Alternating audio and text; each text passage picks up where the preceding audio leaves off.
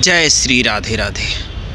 हमारे पवित्र पुराणों के अनुसार मकर संक्रांति का पर्व ब्रह्मा, विष्णु, महेश, गणेश, आदि शक्ति और सूर्य की आराधना एवं उपासना का पावन व्रत है, जो तन, मन, आत्मा को शक्ति प्रदान करता है।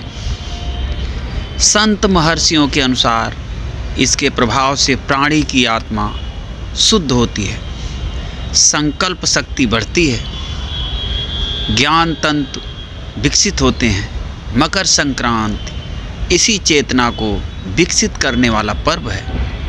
यह संपूर्ण भारतवर्ष में किसी न किसी रूप में आयोजित ही होता है और पुराणों के अनुसार मकर संक्रांति के दिन सूर्य अपने पुत्र शनि के घर 1 महीने के लिए जाते हैं, क्योंकि मकर राशि का स्वामी शनि है। हालांकि ज्योतिषीय दृष्टि से सूर्य और शनि का तालमेल संभव नहीं, लेकिन इस दिन सूर्य खुद अपने पुत्र के घर जाते हैं। इसलिए पुराणों में यह दिन पिता पुत्र के संबंध में निकटता की शुरुआत के रूप में देखा जाता है। इस दिन भगवान विष्णु ने असुरों का अंत करके युद्ध समाप्ति की घोषणा की थी।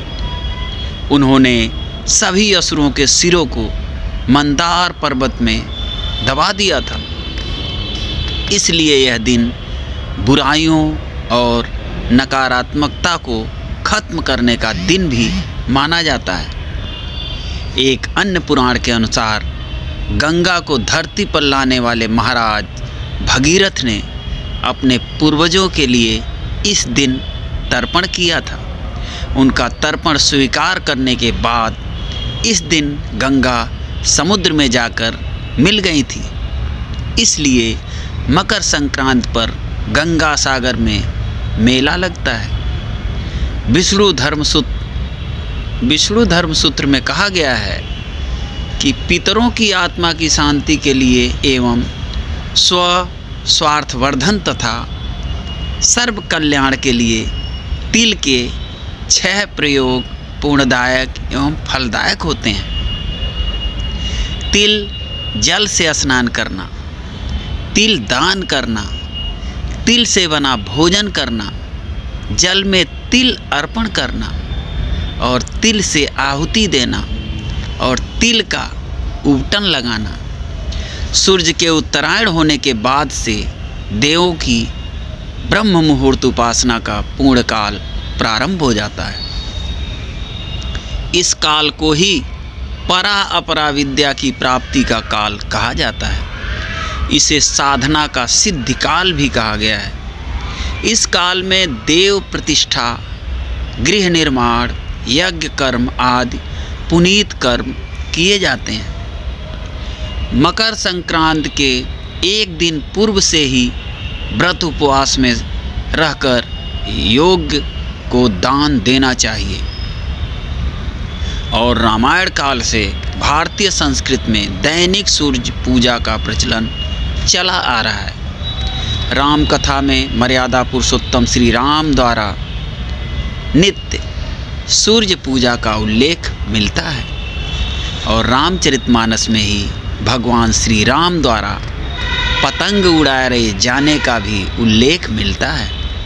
और मकर संक्रांति का जिक्र वाल्मीकि चरित रामायण में भी मिलता है। राजा भगीरथ सूर्यवंशी थे, जिन्होंने भगीरथ तप साधना के परिणाम स्वरूप पापनाशिनी गंगा को पृथ्वी पर लाकर अपने पूर्वजों को मोक्ष प्रदान करवाया था।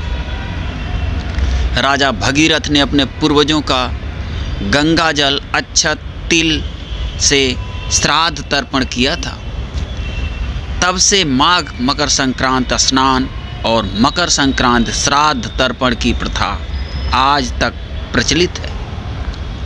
कपिल मुनि के आश्रम पर जिस दिन माँ गंगे का पदार्पण हुआ था, वह मकर संक्रांति का दिन था। पावन गंगा जल के स्पर्श मात्र से राजा भगीरथ के पूर्वजों को स्वर्ग की प्राप्ति हुई थी और कपिल मुनि ने वरदान देते हुए कहा था, मातु गंगे त्रिकाल तक जन जन का पाप हरण करेगी और भक्त जनों की 7 पीढ़ियों को मुक्ति एवं मोक्ष प्रदान करेंगी। गंगा जल का स्पर्श, पान, स्नान और दर्शन सभी पुण्यदायक फल प्रदान करेगा।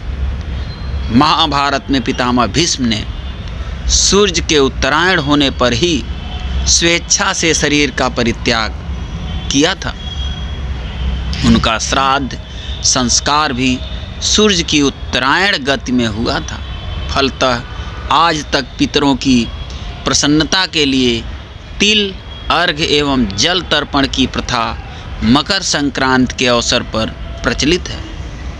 सूर्य की 7वीं किरण भारतवर्ष में आध्यात्मिक उन्नति की प्रेरणा देने वाली है। 7वीं किरण का प्रभाव भारतवर्ष में गंगा जमुना के मध्य अधिक समय तक रहता है। इस भौगोलिक स्थिति के कारण ही हरिद्वार और प्रयाग में माघ मेला अर्थात मकर संक्रांति या पूर्ण कुंभ तथा अर्ध कुंभ के विशेष उत्सव का आयोजन किया जाता है। जय श्री राम।